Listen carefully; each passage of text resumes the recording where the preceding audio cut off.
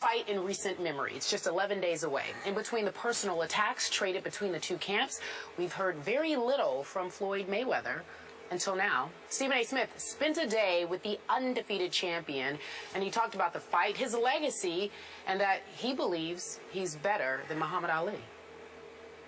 No one can ever brainwash me to make me believe that Sugar Ray Robinson and Muhammad Ali was better than me.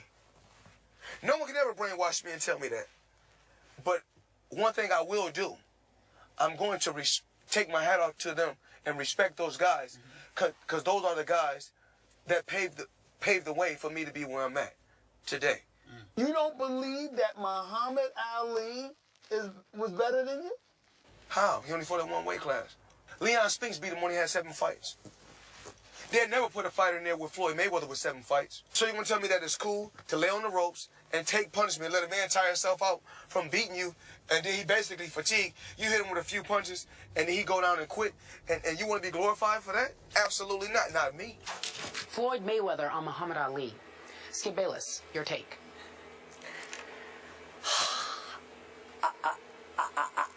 I'm not sure where to start here. I don't know about that. I certainly enjoyed all of your interviews, your 7.5 hours with Floyd Mayweather Jr. I unfortunately read the entire transcript. I think it was like 17,000 words. Those are only the excerpts that we got on First Take. Right. Man, it's a lot of words. Collision of your words and his words. But anyway, now back to my statement here. In all of my career, I have never encountered an athlete who, number one, flaunts his wealth the way Floyd flaunts his wealth, and who, number two, is so blindly full of himself to the fault of those who did pave the way. He did acknowledge that much, so I appreciate that much. But the way he just blithely scoffed at Ali's accomplishments, it wasn't just disrespectful, Stephen A. Smith. It was flat out blasphemous. Now, to your credit, you did go back at him. You can't. Okay, and to Floyd's credit, you know what? Early in Ali's career, he did get dropped. Not by Burt Cooper, by Henry Cooper in London. He fought him twice in London. And he did get dropped, and he got right back up and won the fight. And to Floyd's credit, later in his career, at age 36 in Vegas, Ali had been through war, man, the equivalent of boxing war. And at age 36, he did not take Leon Spinks, who had 7 professional fights, seriously enough. And he lost that fight in a split decision and bounced right back 7 months later, went to New Orleans. I was there and beat him soundly because he could beat him soundly. Now, let's go back to what happened in between Henry Cooper and Leon Spinks. Twice, as you well know, Muhammad Ali fought the great Sonny Liston, and he beat him twice, the great Sonny Liston. Can you please show me on Floyd's resume where he fought a Sonny Liston? Anybody in Sonny Liston's class? Because I don't see anybody. I'm sorry. Right. And then let's just go to Joe Frazier right away here. 3 times, lost the first one, obviously, won the next 2. These were epic fights, all 3 of them. Can you please show me one Joe Frazier on Floyd's resume anywhere in his ring record? Just one. If you can show me one, I'll say you got me on that guy. But man, I'm looking at De La Hoya at age 34 and Shane Mosley at age 38. Cotto at 31. I don't know, Marquez at 36. I'm not seeing a Joe Frazier. I'll even throw a Ken Norton in there. We know Ken Norton Jr. from football, but those of my age range, his father could box because in the first, except against Foreman. But go ahead. Fair enough. Fair enough. That's except true. against That's Foreman. right. Which set up. He was made for Foreman. Foreman destroyed him. Okay, Ken Norton broke Muhammad Ali's jaw in the first fight, and Ali had to come back and win a battle with him in the second fight. I was there for both of those. There's no Ken Norton Jr. I don't think anywhere on Floyd's pretty resume. It's 47-0. I don't see one. And then finally, we get to George Foreman. Got it.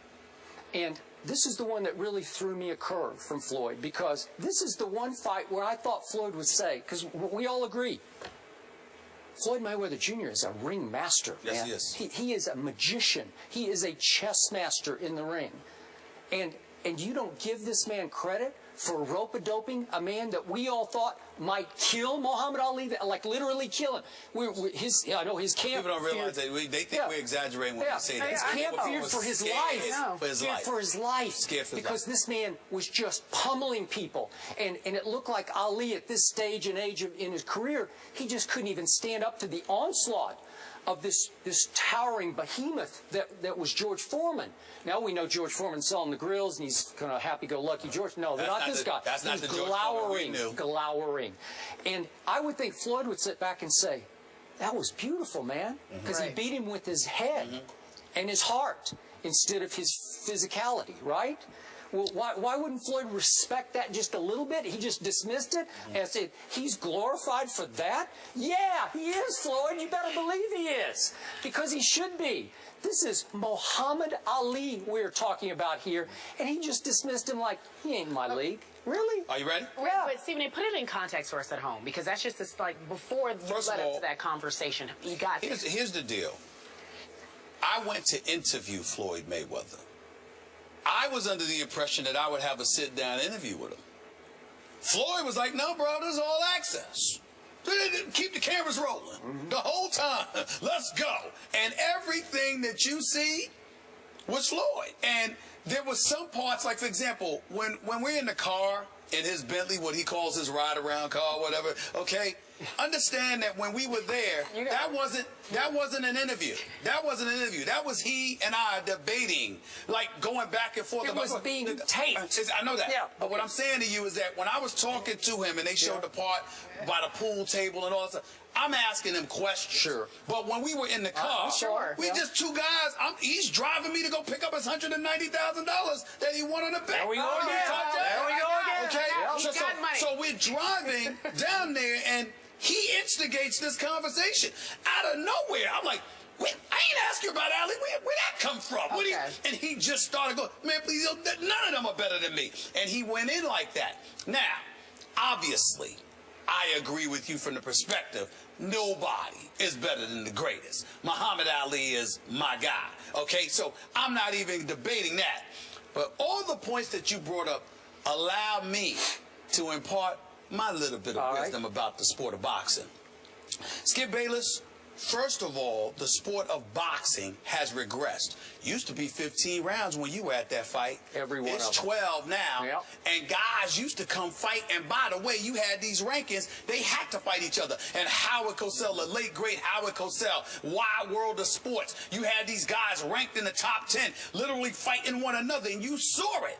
Pay-per-view took over boxing now. So it's more about marketing. It's not about getting the fights that you want when you want. Why has the UFC elevated in the public's eye and mind over the last several years? It is because of Dana White. You know why? It's not just because of John Bones Jones or anybody else or Anderson Silva or Weidman or any of these guys. It's because you have a guy running the sport that gives the people the fights they want to see when they want to see them. That's not the case now. So when we think about a Norton, a Frazier, Skip, you could go back to even to a lesser degree, Ernie Shavers, Oscar Bonavino. Oscar Bonavino, all of these cats. I mean, these brothers was no joke. I mean, I'm a guy, Salvador Sanchez. People don't remember. This dude was. I'm talking about a welterweight, the featherweight division moving on up. This dude was on another level. I mean, he was gonna go down as one of the greats until he had some. I forgot whether it was a car accident or what. I don't remember correctly. My point to you is this. You have a situation where the game, the quality of fighters that are out there, we may not know because the sport is controlled more so by promoters today than ever before. Some would argue a Miguel Cotto, a Canelo Alvarez, an Oscar De La Hoya, when Floyd Mayweather fought them. It may not have been the equivalent of Ali Frazier or Ali Foreman, but coming into the fight, Floyd Mayweather against Oscar De La Hoya was tantamount. I'm talking about tantamount to Ali Frazier won or something along those lines. It was Ali not going into the army, being ostracized from the sport, ultimately coming back, had something to do with it. Canelo Alvarez with Floyd, with the way he was fighting and taking people out. Nobody was forming per se, but that was a pretty mega fight between Canelo Alvarez and Floyd leading into it. The difference is the magician that Floyd is in the ring makes those guys look very, very ordinary, because he ain't sitting there trying to imitate Gaddy Ward, slugging punches, taking punches, getting hit by punches. Floyd is hitting and not getting hit. He's making you miss 4, 5, 6 punch combinations. He's more like a Pernell Whitaker in that regard. And Pernell Whitaker fighting Julio Cesar Chavez. You think that wasn't a big fight? That was a mega fight. But Pernell Whitaker's brilliance and his ability to evade punches puts him in a position. All I'm saying to you is, when you bring up these fights, I definitely agree. No, don't ever take away anything from Muhammad Ali. But the sport of boxing, what it is, isn't what it was. What it was, I mean, you had gladiators going into the ring. Now you got a situation where you got a magician like Floyd Mayweather that sits there and he makes it boring because of how skilled he is. Are you saying there were potential Fraziers and Listons and Foremans lined up against Floyd, but he turned them into just nobody? To some degree, yes. Okay. Oscar De La Hoya, Miguel Cotto, Canelo Alvarez all come to mind. In their respective division, in their respect, don't get me wrong, I'm not saying they were, of course they're not Frazier, they're not Foreman, but that's because the sport was what it was back then. And these are heavyweights. That's why. Okay, and by the way, to Floyd's point about he only fought in one division, what was he supposed to do, lose 20 pounds and fight as a skeleton? I agree with that. You know, like, he's a heavyweight. He's a heavyweight. I agree with that. Okay, so bottom line, would you agree with me this was blasphemous? About Ali, Ali, yes. Yes. I think anybody that takes away anything from Muhammad Ali is blasphemous. Well, he won't be brainwashed, is what he said. 7.5 hours you spent time in several of his homes in his PJ. Obviously, that's private jet for you folks at home and us simpletons.